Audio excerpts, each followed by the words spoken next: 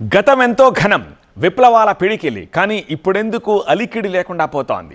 దేశంలో కార్మికుల సంక్షేమం, సోషలిస్టు రాజ్యస్థాపనే లక్ష్యంగా ప్రజా సమస్యలపై సమర శంఖాన్ని పూరించిన ఎర్రసంద్రం ఇప్పుడెందుకు ఎండిపోతోంది అన్న ప్రశ్నలు సిపిఐ 100 వసంతాల సందర్భంగా పుట్టుకొస్తున్నాయి. భారత కమ్యూనిస్టు పార్టీ 100 వసంతాలను పూర్తి చేసుకుంది. ఒకప్పుడు దేశంలో అతిపెద్ద 4వ జాతీయ పార్టీగా సిపిఐ ఓ వెలుగు వెలిగింది. దేశ రాజకీయాల్లో చక్రం తిప్పిన కమ్యూనిస్టులు ప్రస్తుతం ఉనికిపాట్లు పడుతున్నారు. కార్మిక పోరాటాలు, ప్రజా ఉద్యమాలను ముందుండి నడిపించిన కమ్యూనిస్టులు ఎన్నికల రాజకీయాల్లో మాత్రం ఎప్పుడూ వెనకే ఉన్నారు. సిద్ధాంతాలు, రాద్ధాంతాలు తప్ప కమ్యూనిజంతో ఉపయోగం లేదని ప్రజలు నమ్ముతున్నారా? అందుకే ఎర్ర సముద్రం ఎండిపోతోందా?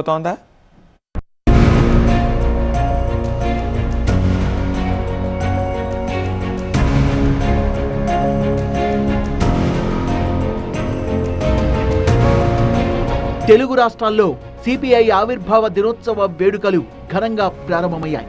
నల్లగొండలో 25,000 మందితో భారీ ర్యాలీ జరిగింది. ఎన్జీ కళాశాల మైదానంలో శతాబ్ది ఉత్సవాల ప్రారంభ సభను సిపిఐ నిర్వహించింది.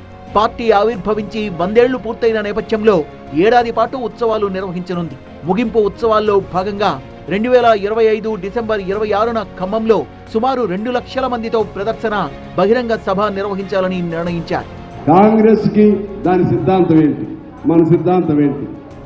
బీజేపీ వారిదేమో మతం, కాంగ్రెస్ వారిదేమో తాతాలు, బిర్లాలు, మఫత్ల సింగానియాలు, లేకపోతే ఇప్పుడు అంబానీలు, అదానీలు పేర్లు అప్పుడప్పుడు ఘర్షణలు పడుతూ ఉంటారు. కాంగ్రెస్ అదాని నీ మనిషి నా మనిషి అని. కాంగ్రెస్ అయినా బీజేపీ అయినా వాళ్ళ సిద్ధాంతం పేదవాళ్ళ సిద్ధాంతం కాదు. కమ్యూనిస్టులుగా మనం ఏం చెప్తామంటే, మా పార్టీ పుట్టింది పేదవాడి కోసం, మా పార్టీ పుట్టింది కార్మికుడి కోసం, మీరెవరి కోసం పుట్టారని అడిగితే వాళ్ళు సిగ్గు ఎగ్గు లేకుండా చెప్తారు. పేదల కోసం పుట్టామని చెప్పినటువంటి పార్టీ ఒక్క భారత కమ్యూనిస్ట్ పార్టీ మినహా మరే పార్టీ ఈ దేశంలో లేదు.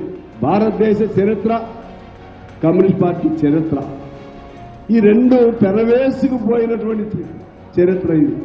కమ్యూనిస్ట్ పార్టీ లేకుండా భారతదేశ చరిత్ర ఉంటుందా? ఉద్యమాల ఖిల్లా నల్లగొండ జిల్లాలో సిపిఐ 100 వసంతాల ఉత్సవాలు ఉత్సాహంగా ప్రారంభమైతే ఏపీలో కూడా 26 జిల్లాల్లో ఎర్రజెండా కవాతు ఘనంగా నిర్వహించారు. అంటే అవాళ స్వాతంత్ర పోరాటంలో పాల్గొన్న 3 రాజకీయ పార్టీలు సిపిఐ, కాంగ్రెస్, అదేవిధంగా ముస్లిం లీగ్ జెండాలు ఎగురవేశారు.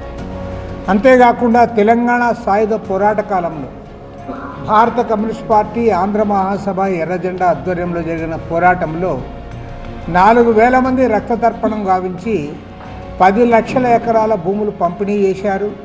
వేలాది గ్రామాలు విముక్తం చేశారు. నిజాం నవాబు నుండి తెలంగాణను విముక్తి చేయడంలో కమ్యూనిస్ట్ పార్టీ కీలక పాత్ర పోషించింది. దేశవ్యాప్తంగా భూ సంస్కరణ చట్టం అమల్లోకి వచ్చిందంటే కూడా దానికి ప్రధానమైన కారణం భారత కమ్యూనిస్ట్ పార్టీ నడిపిన పోరాటాలే. 26 జిల్లాల్లో కూడా ఇవాళ జరుగుతూ ఉన్నాయి.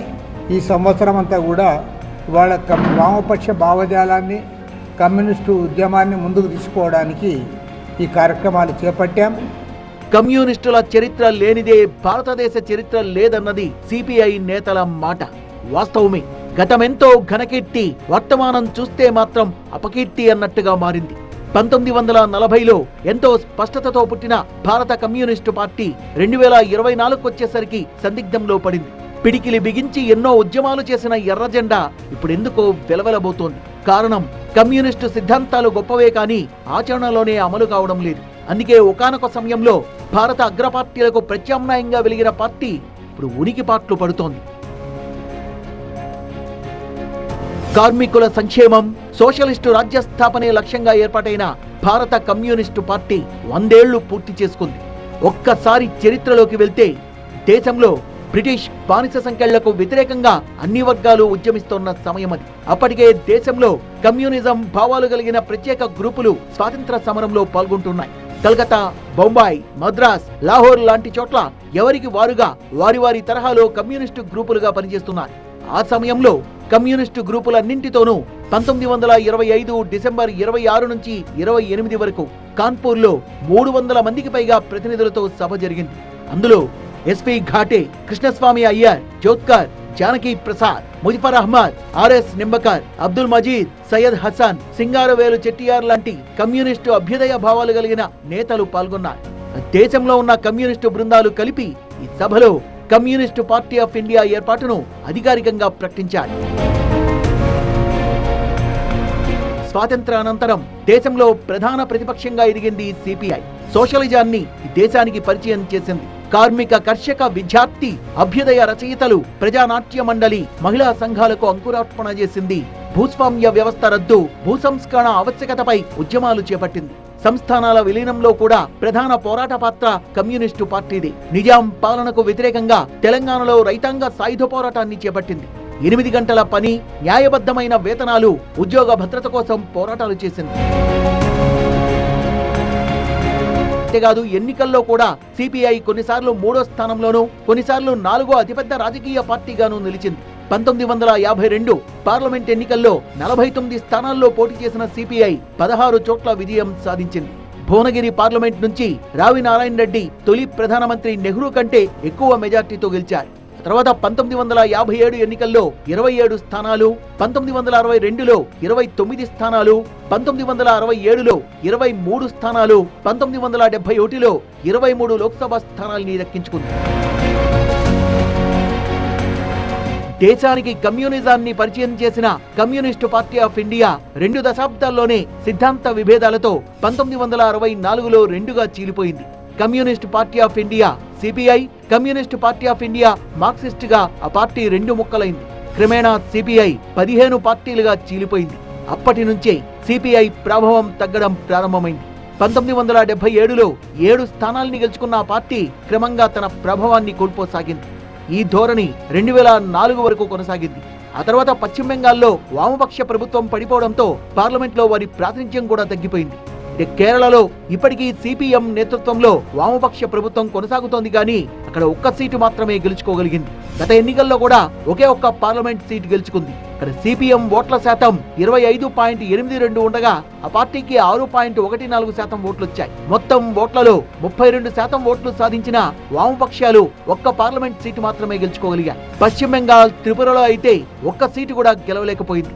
పశ్చిమ బెంగాల్లో వామపక్షాలకు 6% ఓట్లుంటే 2024 ఎన్నికల్లో కేవలం 2 స్థానాల్ని దక్కించుకోగలిగింది. ఉమ్మడి ఆంధ్రప్రదేశ్ లో కూడా జాతీయ స్థాయి ఒరవడే కొనసాగింది. 70వ దశకం వరకు ఇక్కడ సిపిఐ బలంగానే ఉంది. 1983 అసెంబ్లీ ఎన్నికల్లో 4 స్థానాలకే పరిమితమైంది. 1985 ఎన్నికల్లో టీడీపీతో జతకట్టి 11 స్థానాల్లో గెలుపొందింది. 2004 ఎన్నికల్లో కాంగ్రెస్ తో పొత్తు పెట్టుకుని 6 స్థానాలు, 2009లో మహాకూటమిలో భాగమై 4 స్థానాల్ని గెలుచుకుంది. రాష్ట్ర విభజన తర్వాత 2014 ఎన్నికల్లో 1 స్థానాన్ని గెలవగా ఆ ఎమ్మెల్యే కూడా పార్టీ ఫిరాయించారు. తాజాగా 2023 ఎన్నికల్లో కొత్తగూడెం నుంచి ఆ పార్టీ రాష్ట్ర కార్యదర్శి కూనంనేని సాంబశివరావు పోటీ చేసి గెలుపొందారు. సిద్ధాంతాల్లో కూరుకుపోవడం, సమాజ పరిణామ క్రమంతో మారకపోవడం లాంటి కారణాలతో సిపిఐ సహా అనేక కమ్యూనిస్టు పార్టీలు బలహీనపడ్డాయి. అయితే ఇప్పుడు శతజయంతి ఉత్సవాల సందర్భంగా కమ్యూనిస్టుల పునరేకీకరణకు సిపిఐ పిలుపునిచ్చింది. కమ్యూనిజం విఫలం కావడానికి ప్రధాన కారణం దాని మూల సిద్ధాంతం మానవ సహజ స్వభావానికి విరుద్ధంగా ఉండడమే అంటారు కొందరు విశ్లేషకులు. తాము నమ్మిన సిద్ధాంతాలతో కమ్యూనిస్టులు ఎన్నడూ రాజీ పడలేదు. స్వాతంత్ర్యం కోసం పోరాటంలో అగ్రభాగాన నిలిచింది నిజమే, జైళ్లలో గడిపింది నిజమే, తూటాలను సైతం లెక్క చేయకుండా వీరోచితంగా పోరాడింది నిజమే. కానీ 100 ఏళ్ల వారసత్వాన్ని కాపాడుకోవడం, దాన్ని ముందుకు తీసుకెళ్లడం ఇప్పుడు ఆ పార్టీ ముందున్న అసలు సిసలైన సవాల్. అందులో భాగంగానే పార్టీ ఆవిర్భవించి 99 సంవత్సరాలు పూర్తి చేసుకుని 100వ సంవత్సరంలో అడుగుపెట్టడంతో ఏడాది పొడవునా శతాబ్ది ఉత్సవాలు జరపాలని నిర్ణయించింది. 100 ఏళ్ల ఉద్యమ చరిత్రను ప్రజల్లోకి బలంగా తీసుకెళ్లేందుకు సిద్ధమవుతున్నాయి కమ్యూనిస్టు పార్టీ శ్రేణులు.